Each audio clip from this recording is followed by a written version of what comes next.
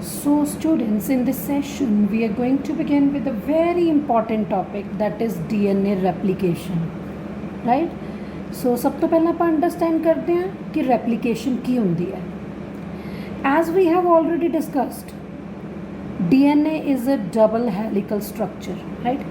DNA ਦੇ ਦੋ strands ਹੁੰਦੇ ਨੇ and ਇਸ ਇਹ helix ਦੀ form ਚ present ਹੁੰਦੇ ਨੇ, double helical structure ਕਹਿੰਦੇ ਆ. DNA replication ਦਾ ਕੀ ਮਤਲਬ ਹੈ? Replication ਦਾ ਮਤਲਬ ਹੈ ਕਿ DNA ਨੇ ਜਾਂ ਦੋਨਾਂ ਸਟ੍ਰੈਂਡਸ ਦੀ ਜੇ ਮੈਂ ਗੱਲ ਕਰਾਂ, ਉਹਨਾਂ ਨੇ ਆਪਣੀ ਕਾਪੀ ਬਣਾਉਣੀ ਹੈ, ਰੈਪਲੀਕੇਟ ਕਰਨਾ ਹੈ. ਸੋ ਉਸ ਕਾਪੀ ਨਿਊ ਜਿਹੜਾ ਸਟ੍ਰੈਂਡ ਹੈ DNA ਟੂ DNA ਬਣਾਉਣ ਦਾ, ਉਹਨੂੰ ਰੈਪਲੀਕੇਸ਼ਨ ਕਹਿੰਦੇ ਆ. So coming to the definition, DNA replication is a semi-conservative process. Very important term to understand here.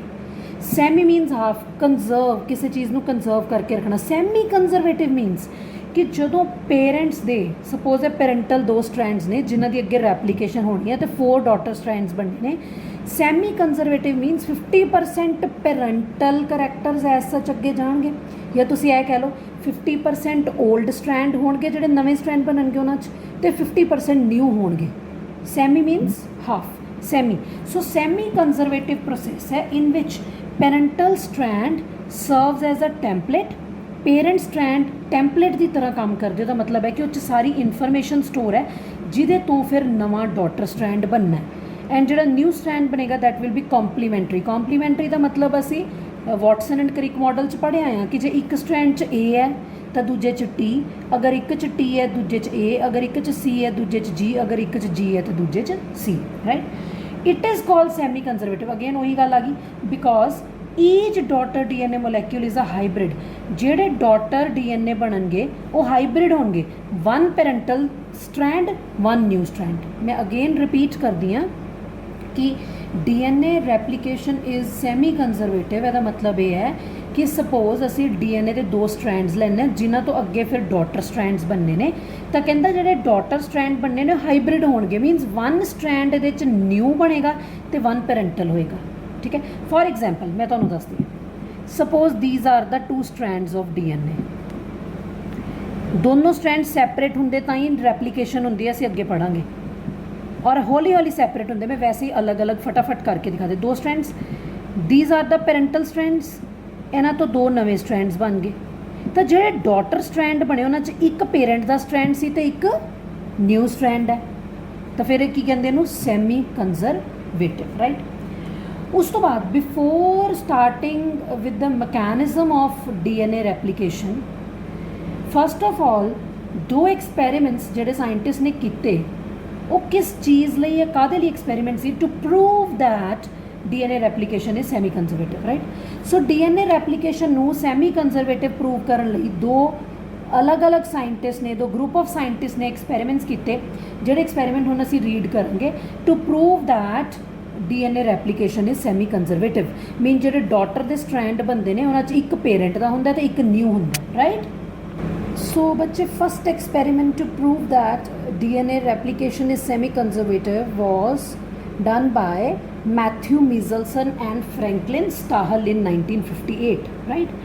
किता की बेटा इन्हां दोनों बायोलॉजिस्ट ने, साइंटिस्ट ने, उन्होंने ई कोलाई बैक्टीरिया नूं नॉर्मल कल्चर प्लेट्स होंदी है ना बेटा, जिस असी जिन्हों असी मीडियम प्लेट्स कहने, राइट, जिस असी न्यूट्रीएंट मीडियम लैब जो बैक्टीरिया ग्रो कराने तो पैट्री प्लेट्स लैके उस मीडियम पा के ग्रो कराने. ਉਹਦੇ ਵਿੱਚ ਅਸੀਂ ਕੀ ਕੀਤਾ, ਮੈਥਿਊ ਮਿਜ਼ਲਸਨ ਐਂਡ ਸਟੈਹਲ ਨੇ ਕੀ ਕੀਤਾ, N15 isotope of nitrogen. You all must have studied isotopy or isotopes in chemistry, right. Isotopes के होंगे the elements or the atoms having same atomic number but different atomic mass. Nitrogen का उमें atomic mass 14 होंगे, यदा एक isotope है जिसका atomic mass 15 है. एटॉमिक नंबर दोनों का 7 होएगा, एटॉमिक मास अलग अलग होएगा. N15 रेडियो एक्टिव नहीं है बट वो डेंसिटी थोड़ी ज़्यादा है. मीनस N15 वाले की डेंसिटी N14 वाले नालों ज़्यादा है. सो आपां की कीता, बैक्टीरिया नूं एक culture plate they which grow कराया मीडियम पा के.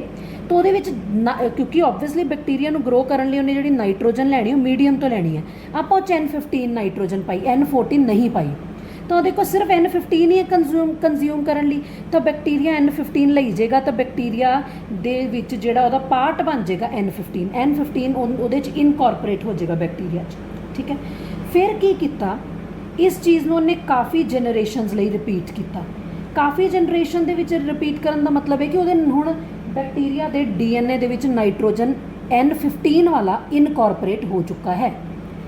ਫਿਰ ਉਹਨੇ ਕੀ ਕੀਤਾ ਬੱਚੇ, ਟ੍ਰਾਂਸਫਰ ਕੀਤਾ ਇਹ ਜਿਹੜੇ N15 ਵਾਲੇ ਬੈਕਟੀਰੀਆ ਹੈ ਇਹਨੂੰ ਨਵੀਂ ਮੀਡੀਅਮ ਪਲੇਟ ਦੇ ਵਿੱਚ, ਜਿਹਦੇ ਵਿੱਚ N14 ਨਾਰਮਲ ਵਾਲਾ ਹੈ, ਨਾਰਮਲ N14 ਐਡ ਕਰਤਾ। ਤਾਂ ਉਹਨੇ ਕੀ ਕੀਤਾ, ਇਸ ਚੀਜ਼ ਨੂੰ ਗਰੋ ਕਰਾਇਆ ਤੇ ਡੈਫੀਨੇਟ ਟਾਈਮ ਇੰਟਰਵਲਸ ਤੇ। ਸੋ N15 ਵਾਲਾ ਜਿਹੜਾ ਬੈਕਟੀਰੀਆ ਸੀ ਹੁਣ ਉਹਨੇ ਨਾਰਮਲ N14 ਮੀਡੀਅਮ ਦੇ ਵਿੱਚ ਗਰੋ ਕਰਾਇਆ, ਠੀਕ ਹੈ। ਤੇ ਸਮੇਂ-ਸਮੇਂ ਤੇ ਡੈਫੀਨੇਟ ਟਾਈਮ ਇੰਟਰਵਲਸ ਤੋਂ ਬਾਅਦ ਉਹਨੂੰ ਓਬਜ਼ਰਵ ਕੀਤਾ, ਰਾਈਟ, ਉਹਨੂੰ ਚੈੱਕ ਕੀਤਾ। ਹੁੰਦਾ ਕੀ ਹੈ ਬੱਚੇ, ਸਾਡੇ ਕੋਲ ਇੱਕ ਬੱਚੇ ਸੀਜ਼ੀਅਮ ਕਲੋਰਾਈਡ ਡੈਂਸਿਟੀ ਗ੍ਰੇਡੀਐਂਟ ਹੁੰਦਾ ਹੈ, ਮੀਨਸ ਇੱਕ ਨਾ ਸੈਂਟਰੀਫਿਊਗੇਸ਼ਨ ਹੁੰਦੀ ਹੈ। ਅਸੀਂ ਲਾਸਟ ਵੀ ਐਕਸਪੈਰੀਮੈਂਟ 'ਚ ਕੀਤਾ, ਸੈਂਟਰੀਫਿਊਗੇਸ਼ਨ ਮਸ਼ੀਨ ਹੁੰਦੀ ਜਿਹਦੇ ਵਿੱਚ ਅਸੀਂ ਕਿਸੇ ਚੀਜ਼ ਨੂੰ ਰੋਟੇਟ ਕਰਦੇ ਹਾਂ, heavier thing settle down at the bottom and ਜਿਹੜੀਆਂ ਲਾਈਟਰ ਥਿੰਗਸ ਹੁੰਦੀਆਂ ਨੇ ਜਿਨ੍ਹਾਂ ਦੀ ਡੈਂਸਿਟੀ ਘੱਟ ਹੁੰਦੀ ਉੱਪਰ ਆ ਜਾਂਦੇ। ਸੋ ਉਹਨੇ ਕੀ ਕੀਤਾ, ਅਸੀਂ ਕੀਤਾ ਕਿ ਇੱਕ ਵਾਰੀ ਫਿਰ ਦੇਖ ਲਈਏ। ਪਹਿਲਾਂ ਬੈਕਟੀਰੀਆ ਨੂੰ N15 ਵਾਲੀ ਮੀਡੀਅਮ ਪਲੇਟ 'ਚ ਗਰੋ ਕੀਤਾ, N15 will become the part of this bacteria, ਉਹਦੇ DNA ਦਾ ਪਾਰਟ ਬਣ ਜਾਊਗਾ, ਠੀਕ ਹੈ ਜੀ। ਫਿਰ ਉਹਨੂੰ ਇਸ ਬੈਕਟੀਰੀਆ ਨੂੰ N14 ਵਾਲੀ ਪਲੇਟ 'ਚ ਗਰੋ ਕਰਾ ਲਿਆ, ਠੀਕ ਹੈ।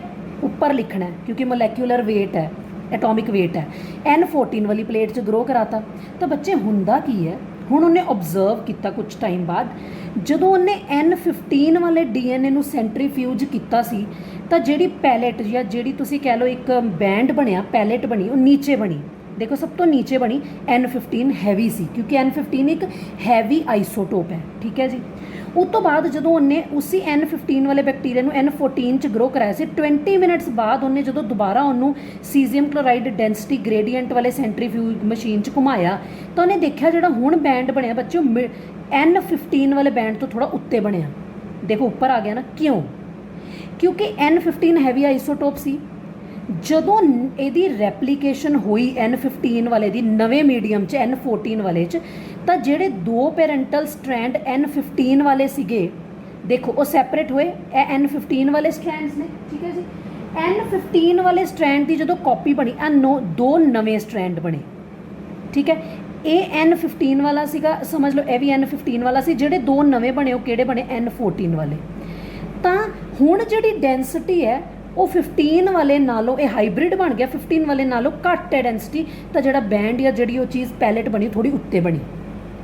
ਉਹਨੇ ਫਿਰ 40 ਮਿੰਟਸ ਤੋਂ ਬਾਅਦ ਫਿਰ ਤੋਂ ਰੀਡਿੰਗ ਲਈ, ਫਿਰ ਇਹਦੀ ਰੈਪਲੀਕੇਸ਼ਨ ਹੋਈ, ਚਾਰੋਂ ਸਟ੍ਰੈਂਡ ਸੈਪਰੇਟ ਹੋ ਗਏ। ਦੇਖੋ ਦੋ ਬਲੈਕ ਸਟ੍ਰੈਂਡ ਹੈ, ਦੋ ਔਰੇਂਜ ਹੈ। ਧਿਆਨ ਨਾਲ ਇੱਕ ਗੱਲ ਸਮਝਣਾ ਇੱਥੇ, ਦੇਖੋ ਸੀ ਇਹ ਦੋ ਬਲੈਕ, ਇੱਕ ਹੈ ਦੇਖੋ ਇੱਕ ਬਲੈਕ ਸਟ੍ਰੈਂਡ ਹੈ, ਠੀਕ ਹੈ, ਜਿਹੜਾ ਹਾਈਬ੍ਰਿਡ ਬਣੇ ਸੀ।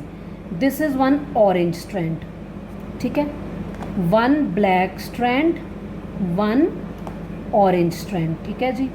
ਚਾਰਾਂ ਨੂੰ ਸੈਪਰੇਟ ਕਰ ਦਿਓ ਕਿਉਂਕਿ ਰੈਪਲੀਕੇਸ਼ਨ ਹੋਣੀ ਹੈ।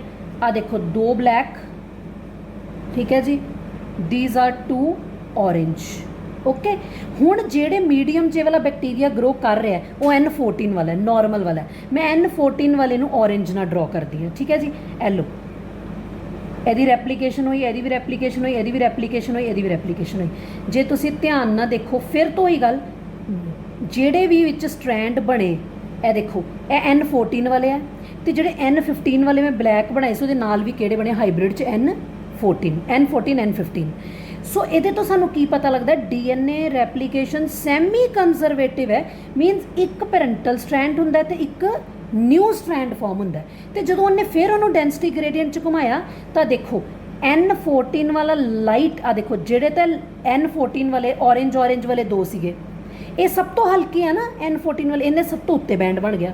ਜਿਹੜੇ ਦੋ ਹਾਈਬ੍ਰਿਡ ਵਾਲੇ ਸੀ ਉਹ ਮਿਡਲ 'ਚ ਬੈਂਡ ਬਣ ਗਿਆ। ਹੁਣ ਇਕੱਲੇ ਹੈਵੀ ਵਾਲਾ ਤਾਂ ਕੋਈ ਹੈ ਹੀ ਨਹੀਂ, ਇਸ ਕਰਕੇ ਥੱਲੇ ਬੈਂਡ ਨਹੀਂ ਬਣਿਆ। ਕਲੀਅਰ ਹੋ ਗਿਆ? ਸੋ ਇਹ ਸੀ ਮੀਜ਼ਲਸਨ ਐਂਡ ਸਟਾਹਲ ਦਾ ਐਕਸਪੈਰੀਮੈਂਟ। ਮੈਂ ਰਿਪੀਟ ਕਰਦੀ ਹਾਂ, N15 ਤੇ ਪਹਿਲਾਂ ਬੈਕਟੀਰੀਆ ਗਰੋ ਕਰਾਇਆ, ਉਹਦਾ ਜਿਹੜਾ DNA ਸੀ N15 ਵਾਲਾ ਟੋਟਲ। ਫਿਰ ਉਹਨੂੰ N15 ਵਾਲੇ ਬੈਕਟੀਰੀਆ ਨੂੰ N14 ਵਾਲੇ ਮੀਡੀਅਮ 'ਚ ਗਰੋ ਕਰਾਤਾ, ਨਾਰਮਲ ਵਾਲੇ 'ਚ। ਦੇਖੋ N15 ਵਾਲੇ ਦੋਨੋਂ ਸਟ੍ਰੈਂਡ ਸੈਪਰੇਟ ਹੋਏ ਤੇ ਉਹਦੇ ਨਾਲ ਔਰੇਂਜ ਕਲਰ ਨਾਲ N14 ਵਾਲੇ ਬਣ ਗਏ। ਪਹਿਲਾਂ ਜਦੋਂ ਇਹਨੂੰ ਘੁਮਾਇਆ ਸੀ ਸਭ ਤੋਂ ਨੀਚੇ heavy C, it settle down, ਸਭ ਤੋਂ ਨੀਚੇ ਬੈਂਡ ਬਣਿਆ ਸੀ N15। ਹੁਣ ਜਦੋਂ ਹਾਈਬ੍ਰਿਡ ਬਣ ਗਿਆ, ਹਾਈਬ੍ਰਿਡ ਦਾ ਬੈਂਡ N15 ਵਾਲੇ ਤੋਂ ਉੱਤੇ ਬਣਿਆ ਮਿਡਲ 'ਚ। ਫਿਰ ਜਦੋਂ ਇਹਦੀ ਰੈਪਲੀਕੇਸ਼ਨ ਹੋਈ, 4 ਸਟ੍ਰੈਂਡ ਅਲੱਗ ਕਰ ਲਓ, 2 ਔਰੇਂਜ 2 ਬਲੈਕ।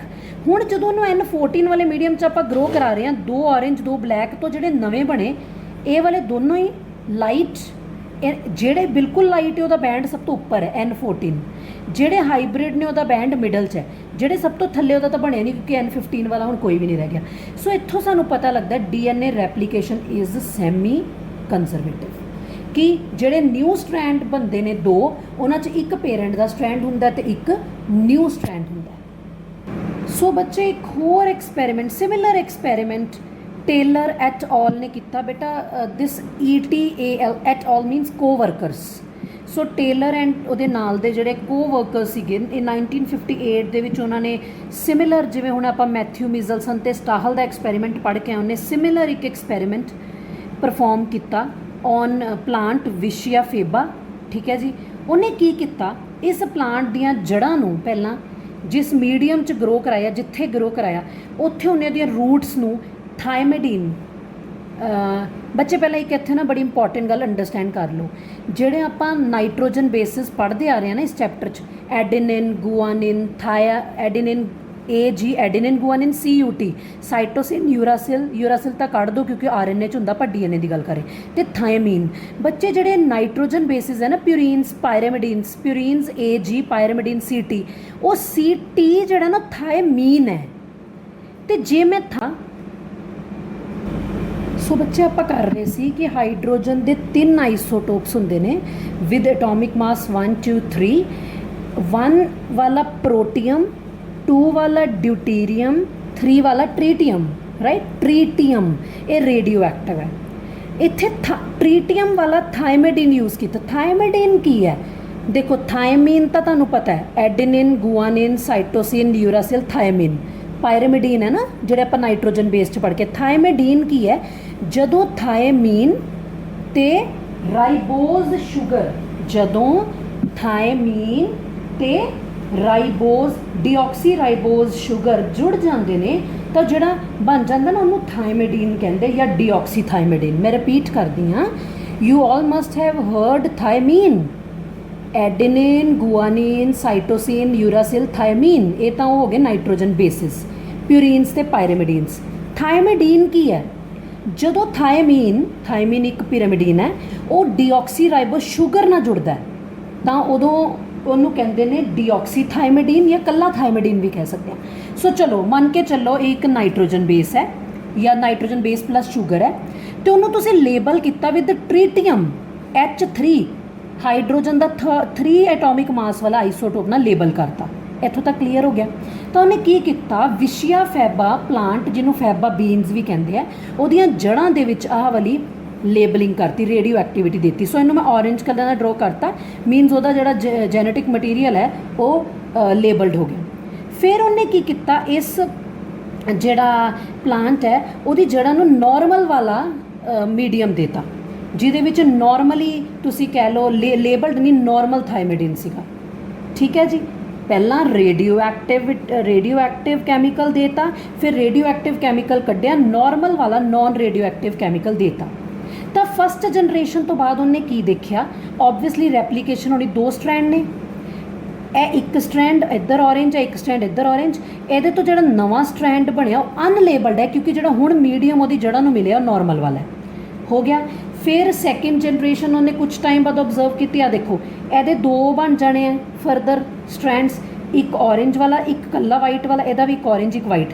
ਤੇ ਜਦੋਂ ਉਹਨਾਂ ਨੇ ਆਪਣੀ ਕਾਪੀ ਬਣਾਉਣੀ ਔਰੇਂਜ ਵਾਲੇ ਦੇ ਨਾਲ ਵਾਈਟ, ਵਾਈਟ ਨਾਲ ਤਾਂ ਵਾਈਟ ਬਣਨਾ ਹੀ ਮੀਨਸ ਅਨਲੇਬਲਡ। ਸੋ ਜਦੋਂ ਉਹਨੇ ਚੈੱਕ ਕੀਤਾ ਤਾਂ ਉਹਨੇ ਇਸ ਤੋਂ ਬਾਅਦ ਉਹੀ ਗੱਲ ਸੇਮ ਜੋ ਮੈਥਿਊ ਮਿਜ਼ਲਸਨ ਤੇ ਸਟਾਹਲ ਨੇ ਕਹੀ ਸੀ ਕਿ DNA replication is semi conservative, means ਜਦੋਂ ਪੇਰੈਂਟ ਤੋਂ ਨਿਊ ਸਟ੍ਰੈਂਡ ਬਣਦੇ ਨੇ, ਹਾਫ ਆਫ ਦਾ ਸਟ੍ਰੈਂਡ, 1 ਸਟ੍ਰੈਂਡ ਜਿਹੜਾ ਉਹ ਪੇਰੈਂਟ ਦਾ ਹੁੰਦਾ ਤੇ 1 ਸਟ੍ਰੈਂਡ ਜਿਹੜਾ ਉਹ ਨਿਊ ਬਣਦਾ। ਇਹਨੂੰ ਅਸੀਂ ਕਹਿੰਦੇ ਹਾਂ semi conservative nature of DNA replication.